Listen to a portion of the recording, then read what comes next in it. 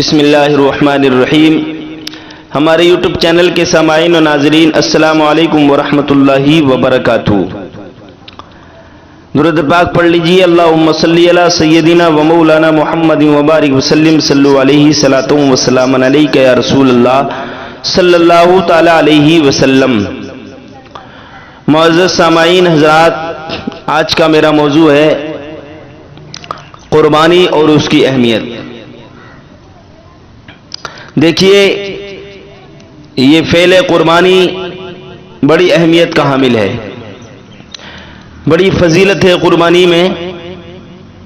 اور جب بندہ قربانی کرتا ہے تو جو جانور کا خون زمین پر گرتا ہے، گرنے سے پہلے وہ اللہ کی بارگاہ میں قبول ہو جاتا ہے۔ مگر افسوس، صد افسوس کہ ہمارے کچھ بھائی ہوتے ہیں کہ اللہ نے ان کو مال دیا، دولت دی، پیسہ دیا، پھر بھی قربانی نہیں کرتے۔ بدقسمتی ہے ان لوگوں کی، کم نصیبی ہے ان لوگوں کی کہ جو مال ہوتے ہوئے قربانی نہیں کرتے، اور وہ بہت زیادہ کامیاب نہیں ہو سکتے۔ دیکھو حضرت ابراہیم علیہ السلام کی سنت کو یاد کرو اور دیکھو ان کی تاریخ کو پڑھو، ان کی زندگی کو پڑھو کہ انہوں نے اللہ کی رضا کی خاطر اپنے بیٹے کو قربان گاہ کی طرف لے گئے اور اپنے بیٹے کو قربان کرنے کے لیے تیار ہو گئے۔ 100 اونٹ قربان کر دیے، 200 کر دیے، 300 کر دیے، پھر بھی ان کو خواب میں یہ کہا گیا کہ اپنی پیاری چیز قربان کرو، تو پھر بیٹے کے لیے تیار ہو گئے۔ تو میری عزیزو، یاد کرو حضرت ابراہیم علیہ السلام کی قربانی۔ تمہیں اپنا مال پیارا لگتا ہے، اپنا پیسے سے پیار ہے، اپنی دولت سے پیار ہے، سونا چاندی سے پیار ہے، تو میں تو یہی کہوں گا کہ بدقسمتی ہے ان لوگوں کی کہ جن لوگوں کو اللہ نے مال دیا، دولت دی، پھر بھی وہ قربانی نہیں کرتے۔ قربانی کیجئے، اللہ کو راضی کیجئے، اس کے رسول کو راضی کیجئے، حضرت ابراہیم کی سنت کو زندہ کیجئے۔ جو لوگ انبیاء کے طریقے کو اپناتے ہیں، جو لوگ نبی کی سنتوں کو اپناتے ہیں، اللہ تعالیٰ ان کو دنیا میں بھی اچھائیاں عطا فرماتا ہے اور آخرت کی بھلائیاں بھی ان کو نصیب ہوتی ہیں۔ تو آئیے ایک حدیث پاک ملاحظہ فرمائیں ان لوگوں کے تعلق سے کہ جو قربانی کرتے ہیں تو ان کو کرنا کیا ہے۔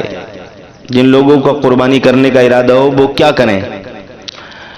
یہ مسلم شریف کی حدیث ہے، مسلم اور ترمذی اور نسائی اور ابن ماجہ کی حدیث ہے۔ اس کی راوی ہیں حضرت ام المومنین ام سلمہ۔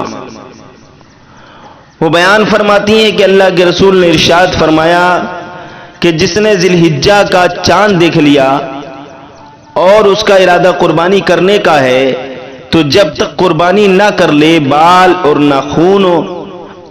ناخون نہ کٹوائے، بال اور ناخون نہ ترشوائے، نہ کٹوائے۔ اور اب یہ حدیث جو اگلی میں سنانے جا رہا ہوں، یہ اس تعلق سے ہے کہ گائے میں کتنے حصے ہو سکتے ہیں اور اونٹ میں کتنے حصے ہو سکتے ہیں، بکرے میں کتنے حصے ہو سکتے ہیں۔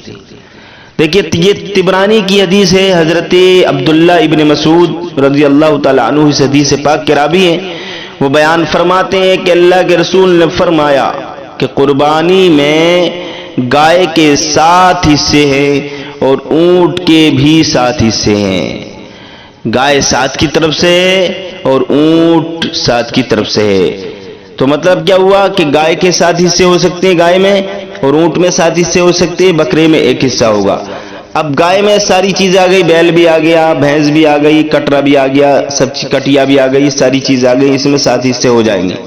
اونٹ میں اونٹنی بھی آ گئی، اونٹ بھی آ گیا، اس میں بھی 7 حصے ہو جائیں گے۔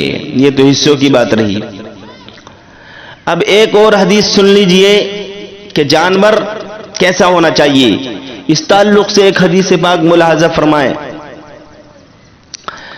امام احمد نے اس حدیث کو روایت کیا کہ حضور صلی اللہ تعالی علیہ وسلم نے فرمایا، ہمارے آقا فرما رہے ہیں، سرکار دو عالم صلی اللہ تعالی علیہ وسلم ارشاد فرما رہے ہیں کہ افضل قربانی وہ ہے جو با اعتبار قیمت اعلیٰ ہو۔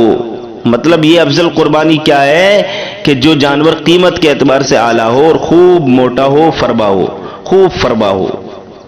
یہ نہیں کہ کمزور لیے، کم قیمت کا لیے، لاغر ہلتا ہوا لڑکتا ہوا، وہ جانور نہیں ہونا چاہیے، بلکہ نبی فرما رہے ہیں کہ بہتر قربانی وہ ہے جو با اعتبار قیمت اعلیٰ ہو اور خوب فربا ہو جانور. اور اللہ کے رسول صلی اللہ تعالی علیہ وسلم نے اب قربانی، یہ تو بات رہی جانور کی، جانور کے تعلق سے بھی سن لی. اب قربانی کا وقت کون سا ہونا چاہیے، کون کون سے وقتوں میں سرکار نے قربانی کرنے کو منع فرمایا، وہ بھی ذرا آج سن لیں. تو سرکار فرماتے ہیں کہ رات میں قربانی کرنا منع ہے، رات میں قربانی کرنے سے سرکار نے منع فرمایا ہے، رات میں قربانی نہیں کرنا چاہیے. رات کی قربانی بہتر نہیں ہے، ہمارے سرکار نے منع فرما دیا کہ رات میں قربانی نہ کریں، رات میں قربانی نہیں کرنا چاہیے. اب وہ جانور کہ جس کے اندر کمی ہوتی ہے، کون کون سی کمی والے کو سرکار نے منع فرمایا، جس کے اندر قز ہوتا ہے جانور، وہ جانور سرکار نے منع فرمایا. اب جانور کی گنتی بتا رہے ہیں. سرکار دو عالم صلی اللہ تعالی علیہ وسلم نے 4 قسم کے جانور کی قربانی کے لیے، 4 قسم کے جانور قربانی کے لیے درست نہیں ہے. سرکار فرماتے ہیں 4 قسم کے جانور قربانی کے لیے درست نہیں ہے. کانا، ایسا کانا جس کا کاناپن ظاہر ہو، نمبر 1. نمبر 2، ایسا بیمار کہ جس کی بیماری ظاہر ہو. نمبر 3، ایسا لنگڑا کہ جس کا لنگڑا پن ظاہر ہو. نمبر 4، اتنا دبلا پتلا کہ جس کی ہڈیوں میں مغز نہ ہو، گودا نہ ہو، ہڈیاں ہی ہڈیاں ہوں. ایسی قربانی بہتر نہیں ہے، ایسی قربانی سے سرکار نے منع فرمایا ہے. اب آقا صلی اللہ تعالی علیہ وسلم نے کان کٹے اور سینگ ٹوٹے ہوئے کی قربانی سے منع فرمایا. کان کٹا ہوا بھی نہیں ہونا چاہیے اور سینگ ٹوٹا ہوا بھی نہیں ہونا چاہیے، سرکار نے منع فرمایا ہے. اور امام ترمذی اور ابو داؤد اور نسائی روایت کرتے ہیں کہ حضرت علی رضی اللہ تعالی عنہ سے روایت ہے کہ سرکار نے فرمایا کہ ہم جانوروں کے کان اور آنکھیں غور سے دیکھ لیں.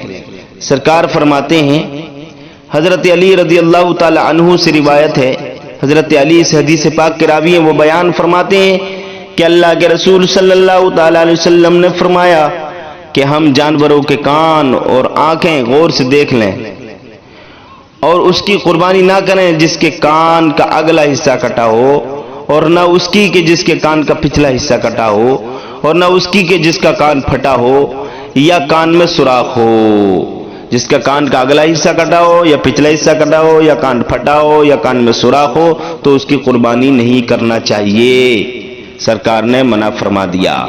اب ایک اور حدیث سن لیجئے، ایک اور لاسٹ حدیث. امام بخاری روایت کرتے ہیں، اس حدیث پاک کے راوی ہیں ابن عمر رضی اللہ تعالی عنہما، کہ رسول کریم وہ بیان فرماتے ہیں کہ رسول کریم صلی اللہ تعالی وسلم نے عیدگاہ میں ذبح فرماتے تھے. یعنی سرکار دو عالم صلی اللہ حضرت عمر ابن عمر رضی اللہ تعالی عنہما روایت فرماتے ہیں کہ رسول کریم صلی اللہ تعالی علیہ وسلم عیدگاہ میں ذبح فرماتے تھے، عیدگاہ میں قربانی کرتے تھے. تو یہ ساری چیزیں تھیں، یہ ساری باتیں قربانی کے تعلق سے کچھ مسائل تھے، حدیث کی روشنی میں نے آپ کے سامنے پیش کیے. امید کرتا ہوں آپ میری بات کو سمجھ چکے ہوں گے. السلام علیکم ورحمۃ اللہ وبرکاتہ.